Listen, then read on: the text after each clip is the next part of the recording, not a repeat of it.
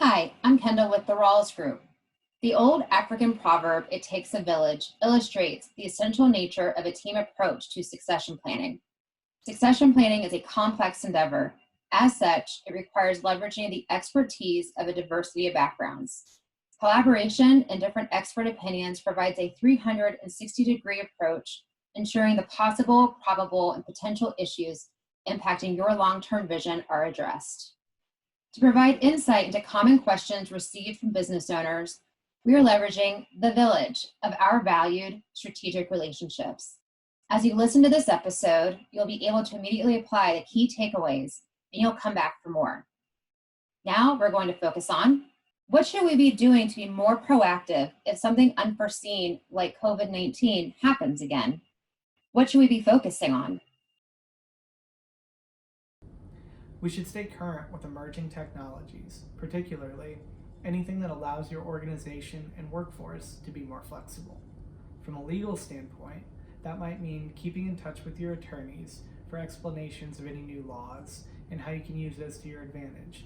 It may also mean discussing with your attorneys what kind of pitfalls are in those new laws and how to avoid them.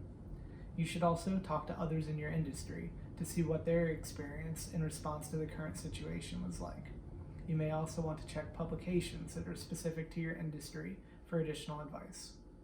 Nobody wants to waste resources or capital, but investing now in new technologies and upgrades and staying current with those will support your organization in the future to enable it to adapt to any new events that may come up. Talk to your workforce to find out what your response was like and how that worked for them and what didn't work for them. This will help you in the future. Invest in training your workforce regularly so that they can utilize the technology and processes that you've put in place. This step is very important for a successful implementation of new technology.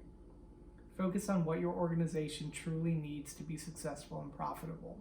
There may be things that make it easier, but in a pinch, what is your foundation and is it secure? Do you have redundancies in place for the most important aspects of your business? How much of your team needs to be physically present to operate effectively? And can any new technologies or processes change this number? All of this may prove to be helpful in the event of a natural disaster, terror attack, or a pandemic. So here are a couple areas that we would encourage everyone to take a quick look, whether to evaluate where you've been, but definitely to plan ahead. First, consider creating an external task force, partnering with your peers in the community or in your region.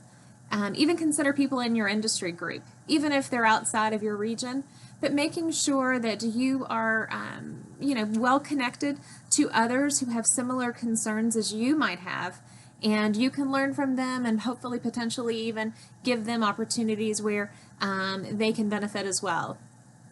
The next one would be an internal crisis team.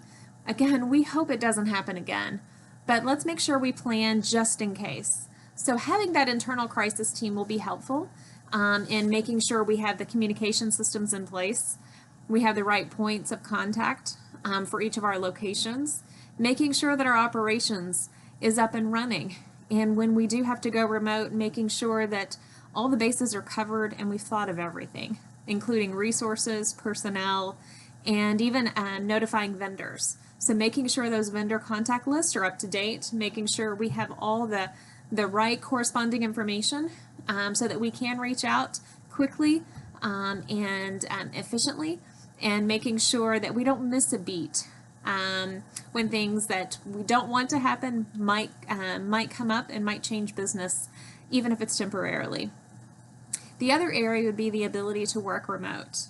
If you would have asked us in February of this year, do you think your team can go 100% remote? Most of us would have in fact said no. But just a month later, most of us in fact are working remote. And so during those times, it wasn't necessarily what we planned, but we shifted. We shifted quickly. We learned to be flexible. We learned to mute when needed, and we also learned how to make it work. So recognizing that it may not have been optimum, but figuring out what we need in order to just sometimes get it done with the safety of our people in mind. The other area would be cross-training, making sure we have the right people in place if someone does need to step away.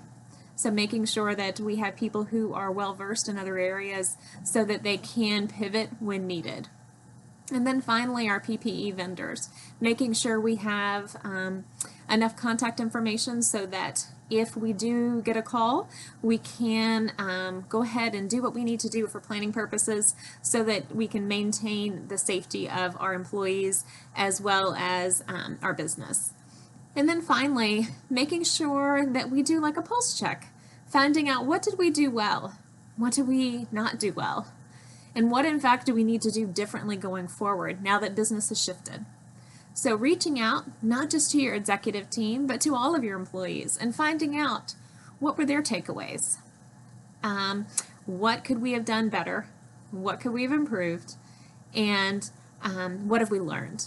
So these are just a few of the areas that we feel like that we'll all be wiser for in the end, but making sure we have a plan in place, again, for the unimaginable. No one saw the current crisis coming. Some reacted well, some didn't. And while we can't predict the future, we, especially when you have a crisis of this kind of epic proportion, we can position our company and our people to be ready when the time comes. Now, what did businesses do that allowed them to survive when others didn't? Number one, dry powder. Cash is king. Number two, having a management team that is used to working and planning strategically together. And three, contingency plans that are ready to go. The bigger they are, the harder they fall. Size doesn't necessarily protect you, but cash does. Making sure that you have the liquidity so that you can survive during a downturn like this is critically important. Because what it does is it allows you to do a lot of things that others who weren't prepared are not able to do. For instance, you can give security to your people that others might not be able to do. Being in a position where you don't have to lay off people like a lot of people had to do. Being in a position where you could keep their benefits going longer, things of that nature. Greater security for your people means the world.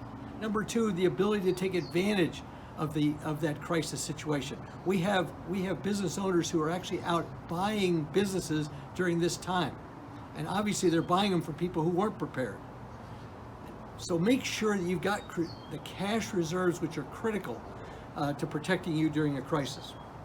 Next, you need a management team that is regularly dealing with strategic priorities, not just day-to-day operations.